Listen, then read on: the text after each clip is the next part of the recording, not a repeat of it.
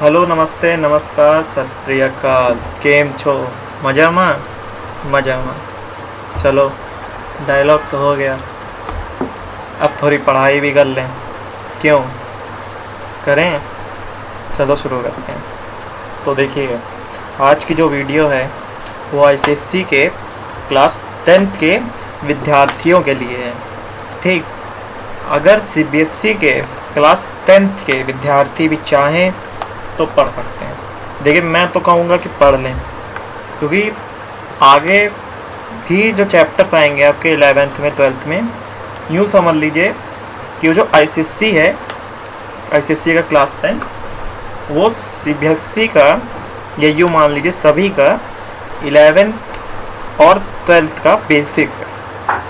क्योंकि कुछ चैप्टर्स जो 10th में हैं आईसीएससी के, वो कुछ चैप्टरों का 11th के बेसिक्स है।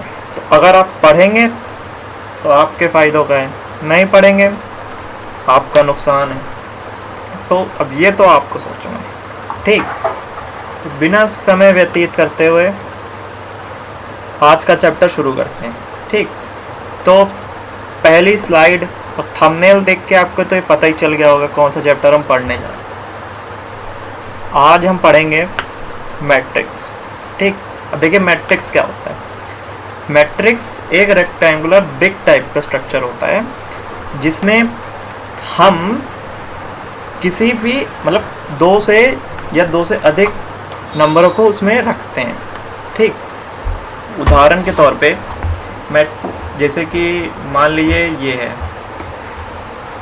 एक मिनट, पेन चल नहीं रहा। इसे मान लीजिए ये होता है एक ब्रिक टाइप स्ट्रक्चर, या मान लीजिए रेक्टेंगुलर टाइप स्ट्रक्चर। तो इसमें मान लीजिए कोई भी एलिमेंट है, जैसे मान लीजिए ए है या बी, तो उसको किसी भी ब्रिक टाइप स्ट्रक्चर में लिखते हैं। ठीक है,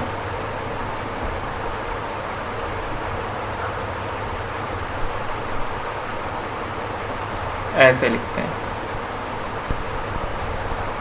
गलत हो रहा थोड़ा।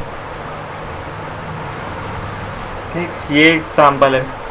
ठीक, अब इसमें क्या होता है कि मेनली होता है, जैसे उदाहरण के तौर पे आपको मैं बताऊं, तो जैसे आप स्कूल में हैं, मान लीजिए आप स्कूल में हैं, सभी स्कूल जाते होंगे। ठीक, तो अब स्कूल में जब आप असेंबली में खड़े होते हैं, असेंबली हॉल में या कहीं कहीं ग्राउंड में खड़े होते हैं, तो जब आप खड़े होते हैं तो काफ़ी सारे बच्चे होते हैं, हर क्लास के बच्चे होते हैं। तो आप कैसे खड़े होते हैं? हर क्लास में कम से कम 2 रो तो होती हैं, एक बॉयज़ की एक गर्ल्स की। तो हम क्या कह सकते हैं कि आपकी क्लास की 2 रो बनी। ठीक, और अगर हम ये कह दें कि कितनी क्लासेस की रो बनेंगी, तो वो आप निकाल लेंगे। उसी तरीके से होता है कॉलम। ठीक, तो कॉलम क्या होता है? कॉलम होता है कि आप कितनी संख्या में खड़े हैं। जैसे मान लीजिए एक लाइन में 10 एलिमेंट हैं, तो वो 10 कॉलम्स में खड़े हैं। ठीक, तो इसी तरह सिंपल वर्ड्स में बोलूँ तो जो रो होता है वो हॉरिजॉन्टल लाइन होती है, और जो कॉलम होता है वो वर्टिकल लाइन होती है।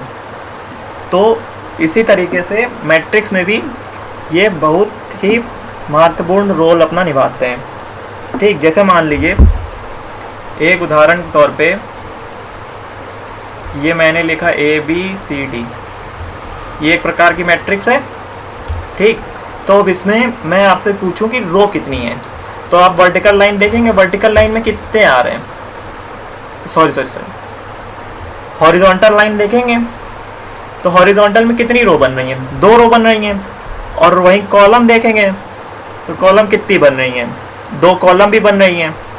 तो यही जो रो और कॉलम होती है, इन्हीं को हम लोग ऑर्डर ऑफ मैट्रिक्स बोलते हैं। ठीक, जो ऑर्डर ऑफ मैट्रिक्स होता है वो होता है कि आपके कितनी नंबर ऑफ रोज हैं और कितनी नंबर ऑफ कॉलम्स हैं। ठीक है, अब जैसे हमने ये एक मैट्रिक्स बनाई ABCD, तो इसमें कितनी रो हैं? 2 रो हैं, एक ये है एक ये रो है। ठीक, तो इसकी नंबर ऑफ रोज कितनी हो गई? 2 हो गई। अब इसमें कॉलम कितने हैं? एक ये कॉलम है एक ये कॉलम है।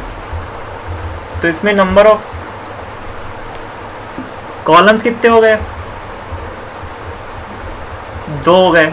तो अगर हम लिखेंगे ऑर्डर ऑफ मैट्रिक्स, इस मैट्रिक्स का अगर हम ऑर्डर ऑफ मैट्रिक्स लिखेंगे तो वो लिखेंगे number of rose into number of columns. ठीक है, तो ये कितना है? 2 इंटू 2। अब देखिए इसको मल्टीप्लाई करके 4 नहीं लिखना है, ये गलत है। ऑर्डर ऑफ मैट्रिक्स हमेशा यही होता है। ठीक है, तो नंबर, अब देखिए इसमें सबसे पहले नंबर ऑफ रोज और नंबर ऑफ कॉलम्स ही आएगा, ये एक रूल है। ठीक, ये रूल फॉलो करके हम लोग को करना है। ठीक, अब देखिए अब काफ़ी प्रकार की मैट्रिक्स होती हैं। ठीक, जैसे एक होती है इक्वल मैट्रिक्स। इक्वल मैट्रिक्स का मतलब है जैसे आपके पास मान लीजिए एक ए मैट्रिक्स है, वो किसी बी मैट्रिक्स के इक्वल है, मतलब एक मैट्रिक्स दूसरी मैट्रिक्स के इक्वल है। जैसे कि अगर हम लिखें एक्स वाई जेड और ई ले लें, ठीक, और अगर वही बी की मैट्रिक्स लिखें तो ए बी और सी डी होगा। ठीक, तो हम इसके उदाहरण पे कह सकते हैं कि x जो है वो a के बराबर है, वैसे ही जो z है वो c के बराबर है, जो y है वो b के बराबर है और जो e है वो d के बराबर है। ठीक, जैसे कि अगर हम लिखना चाहें कि जैसे 5 4 3 2 ले लें और इसको हम कह दें कि ये 1 -1 2 -2 के बराबर। अब देखिए इसमें आप नेगेटिव वैल्यू भी ले सकते हैं, पॉजिटिव वैल्यू भी ले सकते हैं और न्यूट्रल भी ले सकते हैं, जो कि होता है 0। ठीक, तो अब हम इसमें क्या कह सकते हैं कि जो 5 है वो 1 के बराबर है, हालांकि नहीं है, ये सिर्फ उदाहरण के लिए मैं आपको बता रहा हूँ कि जो 5 है 1 के बराबर है। ठीक, सिर्फ उदाहरण के लिए। और जो 3 है वो 2 के बराबर है। ठीक, अब जैसे मैं अगर कह दूँ, जैसे मैंने बोला कि जो ए मैट्रिक्स है वो बी के बराबर है, तो अगर मैंने आपको ए मैट्रिक्स बता दी तो आप बी मैट्रिक्स निकाल लेंगे, है ना। तो अगर मैं कह दूं कि ए मैट्रिक्स है,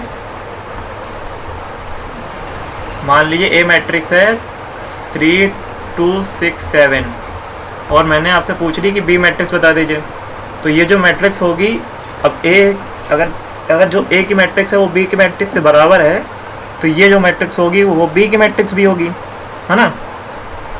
तो हम ये कह सकते हैं कि जो ये है 3 2 6 7 ये बी की मैट्रिक्स है।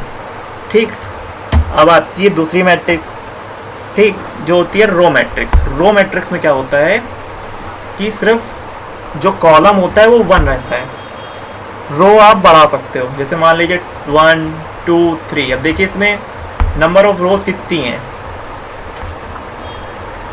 नंबर ऑफ रोज हैं 3 और जो नंबर ऑफ कॉलम्स हैं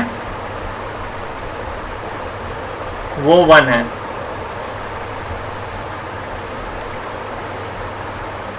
ठीक है, तो अगर हम इसका ऑर्डर ऑफ मैट्रिक्स लिखें तो वो हम कैसे लिखेंगे? 3 × 1। वैसे ही मान लीजिए कि हमने कोई और मैट्रिक्स ले ली, 4 -5 3, तो इसका भी वही है सेम, 3 × 1 ऑर्डर ऑफ मैट्रिक्स। और मान लीजिए हमने ले ली 4 5 3 2 1, तो इसके कितने नंबर ऑफ रोज हैं? 5, और नंबर ऑफ कॉलम 1 ही रहेगा, तो इसको कहते हैं हम लोग रो मैट्रिक्स। फिर आती हैं कॉलम मैट्रिक्स। अब जैसे रो मैट्रिक्स में था कि कॉलम 1 हो जाती थी, अब वैसे कॉलम मैट्रिक्स में होगा, रो 1 हो जाएगी, है ना। तो मान लीजिए कि ए है बी है, इसमें नंबर ऑफ रोज कितनी हैं? इसमें नंबर ऑफ रोज है 1 और नंबर ऑफ कॉलम्स कितने हैं? 2। ठीक, तो इसका ऑर्डर ऑफ मैट्रिक्स क्या होगा? 1 × 2, है ना, क्योंकि जो हम लोग वो लिखते हैं ऑर्डर ऑफ मैट्रिक्स, उसमें नंबर ऑफ रो पहले आता है, नंबर ऑफ कॉलम बाद में आता है। ठीक, तो ये हो गया। और एग्जांपल ले लें तो 1 2 3 अगर ले लें, एक ध्यान रखिएगा इसके बीच में गैप जरूर रखिएगा, गैप नहीं रखेंगे तो गलत हो जाएगा, क्योंकि एग्जामिनर उसको एक में भी ले सकता है। ठीक, जैसे मान लीजिए 1 2 ले ली तो इसका भी ऑर्डर ऑफ मैट्रिक्स 1 इंटू 2 ही होगा। और मान लीजिए अगर हमने 1 2 3 ले ली तो इसका ऑर्डर ऑफ मैट्रिक्स 3 2 1 हो जाएगा। अब क्या होता है, अब आती है स्क्वायर मैट्रिक्स। स्क्वायर मैट्रिक्स में क्या होता है कि जो नंबर ऑफ रोज होती हैं वो नंबर ऑफ कॉलम्स के इक्वल होती हैं। स्क्वायर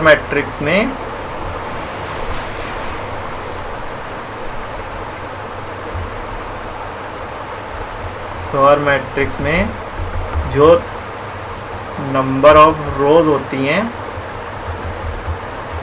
वो नंबर ऑफ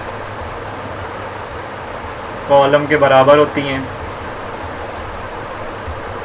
ठीक, तो अगर हमने मान लीजिए जैसे कि ये इसमें हमने ले लिया 2 3 4 5, तो इसमें नंबर ऑफ रोज कितनी हैं? नंबर ऑफ रोज हैं 2 और नंबर ऑफ कॉलम्स कितने हैं? 2। तो इसका ऑर्डर ऑफ मैट्रिक्स क्या हो जाएगा?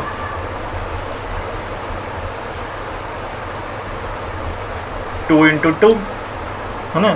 तो इसमें ये बात जरूर याद रखिएगा, number of rose number of columns के इसमें इक्वल रहता है स्क्वायर मैट्रिक्स में। ठीक है, अब हम लोग आते हैं दूसरी चौथी मैट्रिक्स में, फिर तो जीरो मैट्रिक्स। जीरो मैट्रिक्स समझ नहीं आ रहा होगा कि उसमें जितने भी एलिमेंट्स होंगे वो ज़ीरो रहेंगे, है ना। हमने मान लिया 0 0 0 0 2 लिख दिया 0, है ना। तो इसमें क्या है, सभी ज़ीरो है तो हम उसको 0 लिख सकते हैं। जीरो मैट्रिक्स वो मैट्रिक्स होती है जिसमें सारे एलिमेंट 0 होते हैं। ठीक, अब आती है आखिरी मैट्रिक्स। आखिरी मैट्रिक्स होती है यूनिट मैट्रिक्स, जिसको हम लोग आइडेंटिटी मैट्रिक्स भी कहते हैं। ज़्यादातर यूनिट मैट्रिक्स ही पूछी जाती है। ठीक, यूनिट मैट्रिक्स क्या होती है? कुछ नहीं, उसमें जो एक के बाद जो अल्टरनेट नंबर्स आते हैं वो इक्वल रहते हैं। जैसे 1 0 0 1, देखिए पहले 1 आया, फिर 0 आया, 0 आया, फिर 1 आया, मतलब जो दूसरे और तीसरे नंबर पे आएगा वो 0 रहेगा। जैसे मान लीजिए अगर हमने लिख दिया 2 0 0 2, तो ये यूनिट मैट्रिक्स नहीं है। यूनिट मैट्रिक्स में 1 और 0 आना चाहिए। ठीक, तो ये हो गई यूनिट मैट्रिक्स। अब हम लोग कुछ क्वेश्चंस लगाएंगे। जैसे कि एक क्वेश्चन है, हम लोग से पूछा गया if a matrix has 6 elements. ठीक, अब इसका 6 एलिमेंट्स का क्या मतलब है कि उसके मैट्रिक्स के पास 6 एलिमेंट हैं। मान लीजिए A B C D E F, ये भी हो सकता है। ये यूँ मान लीजिए ये भी हो सकता है A B C D E F। ठीक, तो इसी तरह हम लोग को पता करना है कि ऐसे कितने ऑर्डर ऑफ मैट्रिक्स बन सकते हैं। ठीक, क्या पता करना है? What are the possible order of matrix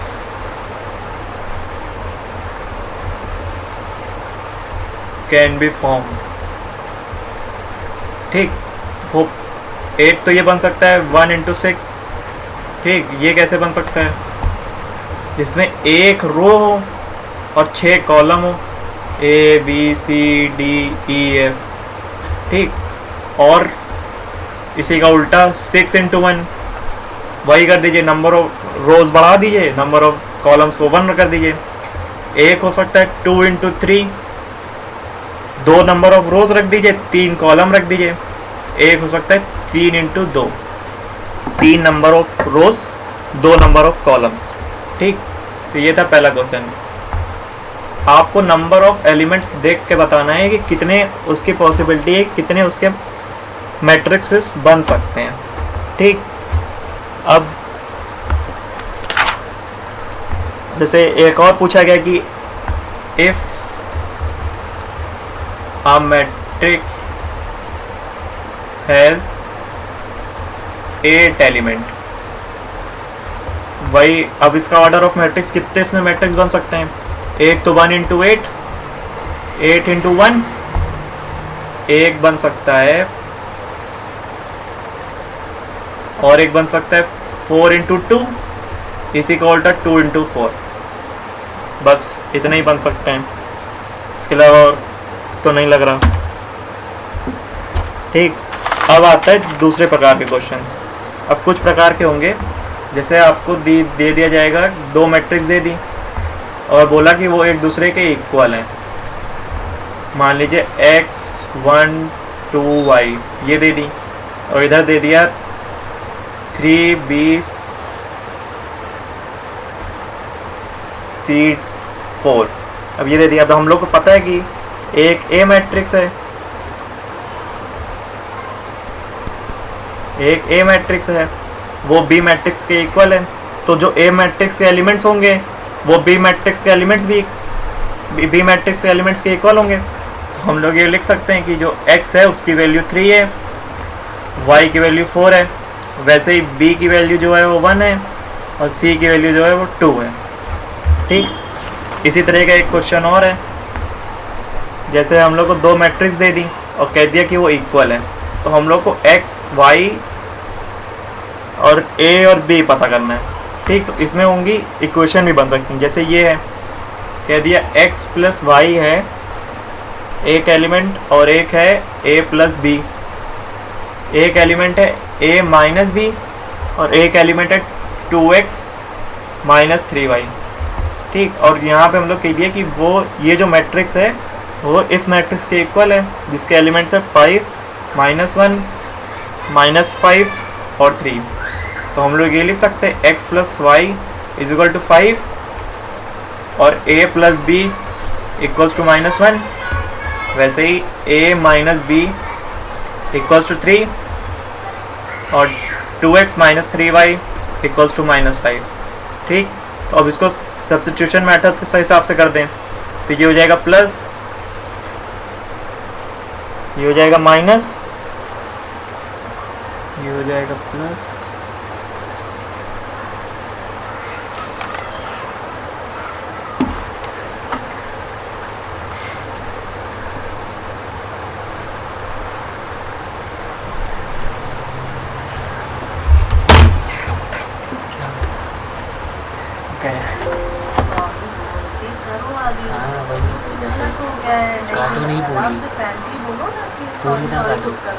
पूरी